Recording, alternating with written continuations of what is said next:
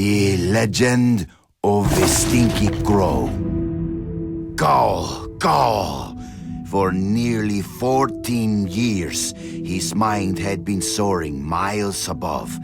But Elliot Thomas was still stuck down on Earth in the boring town of Sinchester.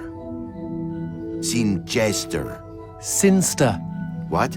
It's pronounced Sinster. How do you know? My cousin's from Sinster. Never mind, keep going. Alone in his treehouse, he glued feathers to his wingsuit, readying himself for the day he would join the Phoenixes and Quetzalcoatlus in the sky.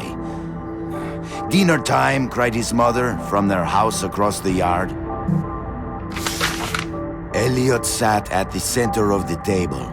A TV dinner was challenging his BO as the dominant smell in the room. On his left, his mother yammered about her day at the ER. On his right, his father was absorbed in his smartphone. As for Elliot, his eyes were fixed on the ceiling fan, the most fascinating personality within a 10-foot radius. In homeroom the next day, Justin Schmakovsky threw a crappy paper airplane at him. Within seconds, Elliot had built a superior vessel. He stood up on his chair and swiftly launched the Papierflieger. What? At his unsuspecting enemy. Go, Papierflieger, go! Zoom, splort. The marvel of paper aviation lodged itself in Justin's tender eyeball. "Mr. Thomas," bellowed their teacher, "go to the principal's office." Later that day, Elliot was cooing quietly to himself as he bought a candy bar in the lobby. Casey Witchtits was smoking nearby and sneered at him. "You'll never fly, Stinky Crow," she laughed. "Why don't you go jack off to some bird porn? I bet you do more fapping than flapping." Hey, that's pretty good. "Fuck you!" screeched Elliot as he ran for the door. It was dark out by the time Elliot meandered home. On the sidewalk, he passed a gaunt man who stared at him intently, desperately even. Uh-oh, stranger danger. The man opened his mouth and said, "Uviwa, Uviza." What the fuck? Elliot had planned to eat his candy bar tonight while he finished his masterpiece, but he instead held it out to the man. "I know what you mean," he replied.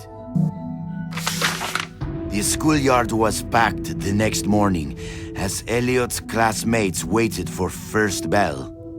Go! As one, the students turned toward the gate and saw Elliot dressed head to toe in his wingsuit.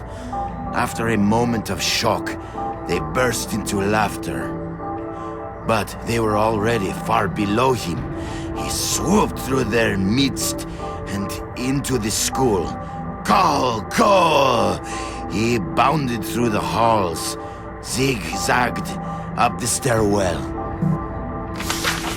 Go! The school let out a collective gasp when they saw a Stinky Crow on the roof.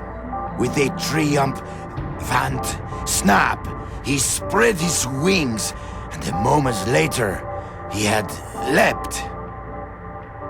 The next 2 seconds were the most beautiful of Elliot's entire life. He could feel their eyes upon him. He was flying, and their awe was keeping him aloft. 10 minutes later, as guidance counselors wiped bits of Elliot off sobbing students, and the police struggled to piece together the story you are reading now, Elliot's teacher looked down at the wreckage of the boy on the pavement, and never forgot what he saw. One bloody hand had formed a peace sign. The other was giving him the finger. It's like an Alanis Morissette song. The end. Okay, lovely. I don't think I'll sleep for weeks.